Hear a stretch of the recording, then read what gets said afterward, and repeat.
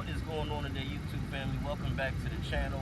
I am your host, Kyle. As always, thank you so much for watching and joining me today. Today we're getting ready to talk about a few things. We want to talk about negative equity. We're going to talk about how to avoid it. We're going to talk about how it happens to people. And we're going to also talk about the brands that are most likely to suffer from negative equity versus the brands that are least likely to suffer from negative equity. So we're going to cover all that in today's video. Make sure you like and subscribe and hit that bell icon so that you don't miss any future uploads. And again, thanks so much for watching, and we will get right into it. First off, we're going to talk about what is negative equity. So negative equity is a situation where you owe more on your vehicle than it's actually worth. So give you an example, right? Let's say your car is worth $15,000 and you owe 20. Well, then you are in a negative equity position. You are in a negative money position of $5,000. Meaning that if you were to trade your vehicle in, $5,000 has still got to be accounted for your loan. Meaning you're either going to need some money down, or you're going to need a vehicle whose value is great enough that it can hide that negative equity. Meaning that the bank will still take the loan even though there's negative equity rolled into it. Now typically, in a lease situation, you won't be able to do that. Leases are strictly about having a even, flat number where you don't owe more or less than it's worth, but it's really more about having the equity situation. So a lot of people who lease their vehicles in, let's say, the last 3 or 4 years have come back to trade in and finding that they have outstanding amounts of equity in their vehicle, somewhere usually anywhere between $7,000 to $10,000 worth of equity, just because of the fact that they did a lease. Leases are the easiest, surefire way to avoid negative equity. However, you can still finance and purchase vehicles and avoid negative equity as well.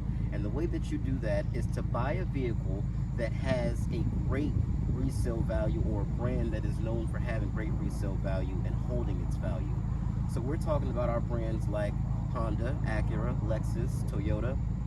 Those vehicles always hold their value relatively well. Now when we start talking about vehicles that don't hold their value so well, Nissan, Infiniti, Hyundai, those vehicles typically lose their value pretty quickly. And so you'll find that you just bought a $30,000 K5 and you go to trade it in a year later and it's worth 19 grand. Well, that's not got anything to do with anything besides the fact that that car and that brand just happens to lose value a little bit faster than its competitors. So you want to just be very careful with what it is that you decide to buy, because that's going to dictate and determine how easy it'll be to trade it in, or how easy it'll be to just get out of that loan. Because some people may not want to trade their car. They might want to just go take it to CarMax and sell it. Well, even if you sell it for 15 grand and you owe 20, whomever your finance company is going to ask you, where's my 5 grand? Where's my money? Yeah, you sold the car, that's great. Where's the rest of my money? And so what happens is they're going to come at you and ask you for that extra $5,000. It's not extra, it's what's owed. It's not their fault that the vehicle lost the value.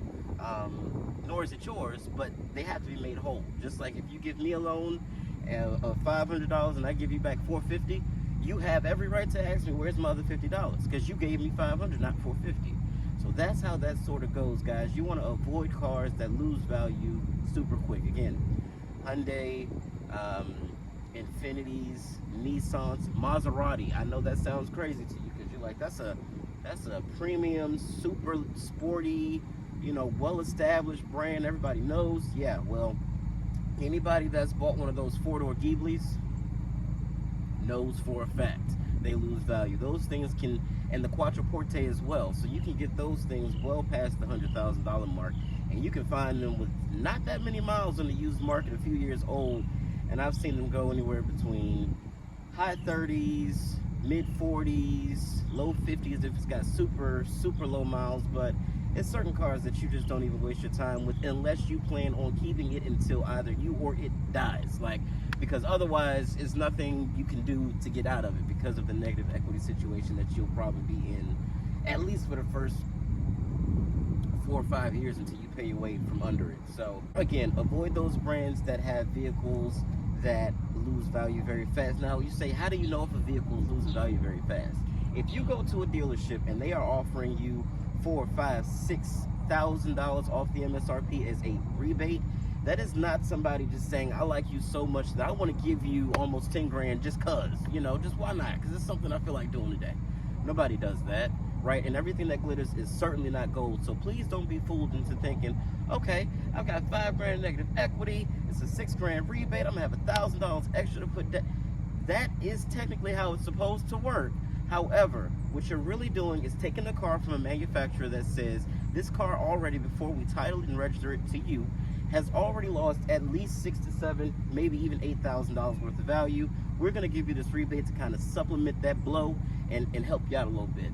And so what they don't tell you is the rebate gets taxed. So if you get a $6,000 rebate, 6% of that is going to be added on to the price of the vehicle because they have to tax the rebate as well. So you really don't get the benefit besides unless you are super desperate to get out of your car. Now you've just taken that negative equity, rolled it over with that rebate. It's still technically there, and the car that you probably bought, if it's got a bunch of rebates on it, is also going to lose value very fast as well. So keep that in mind. That just means that the car already, from the manufacturer's point of view, has lost at least that amount of money. And as soon as it's registered and titled to you, it's going to lose another percentage of that. So you could literally buy a $35,000 car and take it into a CarMax the next day and have lost $6,000 or $7,000, just because that's just how it works. That's just the way of the market. And so don't go out here being fooled with these crazy, ridiculous rebates. Again, everything that glitters ain't gold. It's not what you think it is.